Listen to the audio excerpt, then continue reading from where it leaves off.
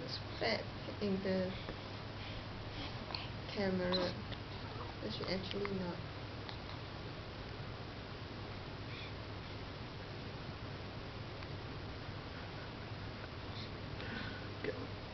One more here.